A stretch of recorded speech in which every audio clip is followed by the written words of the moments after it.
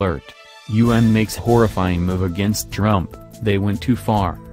At the tail end of the former administration, former President Obama signed one global compact with the UN that could have devastating consequences, and it is scheduled to go into effect in just a few months.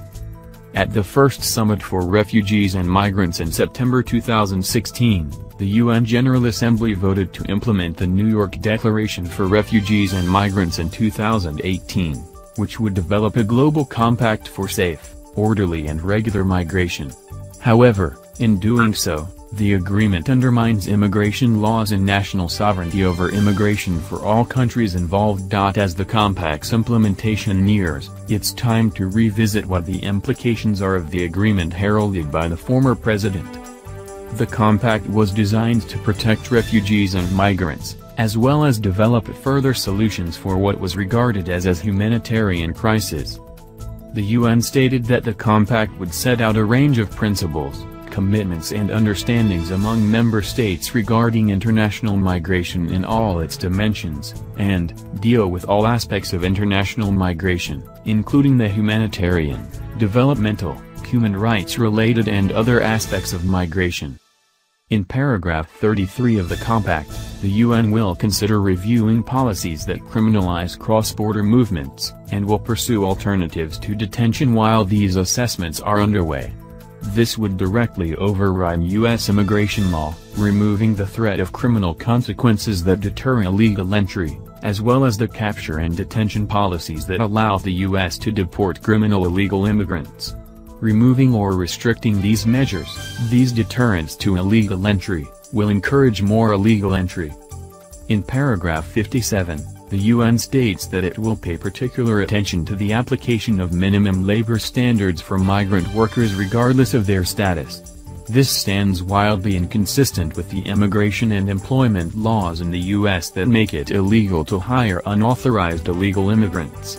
If the UN implements migrant worker standards that supersede U.S. law, there will be nothing to prevent illegal immigrants from claiming jobs without authorization or consequence. Paragraph 58 of the pact is said to encourage the re-entry of migrants who do not have permission to stay, preferably on a voluntary basis, taking into account national legislation in line with international law. Whereas U.S. immigration officials have authority to remove illegal immigrants, this pact grants illegal immigrants the privilege of voluntarily departing and returning. This isn't the first time the UN has tried to circumvent U.S. laws with unelected bureaucrats in some far-flung place telling Americans and American companies what they can and can't do. The Obama administration lobbied hard for the passage of the Law of Sea Treaty, LOST, in 2012, which was rejected by the Senate. The LOST would have taken money from U.S. naval and drilling companies and redistributed to whoever the International Seabed Authority, an unelected UN body, saw fit to give it to. The measure would have cost U.S. businesses billions, and possibly even trillions, in taxes and fees, in addition to the great loss of sovereignty and rights of Americans with no recourse. U.S. courts would have been overruled by European courts. The Obama administration also tried to force the Convention on Rights of Persons with Disabilities (CRPD) Treaty on the American People, which would do nothing to help people with disabilities. The treaty ended up being another sovereignty grab by the UN. Because of the ADA, the US is already a world leader for protecting people with disabilities. There's no reason for the US to sign such a treaty that gives up so much of its sovereignty when it's already the gold standard in protecting people with disabilities.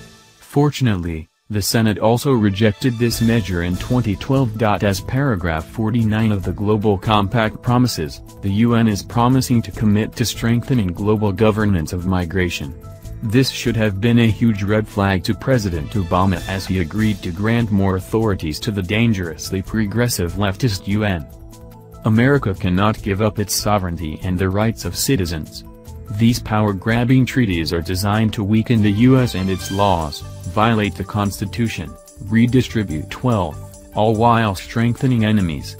Maybe it is time for the US to leave the UN and its anti-American practices once and for all.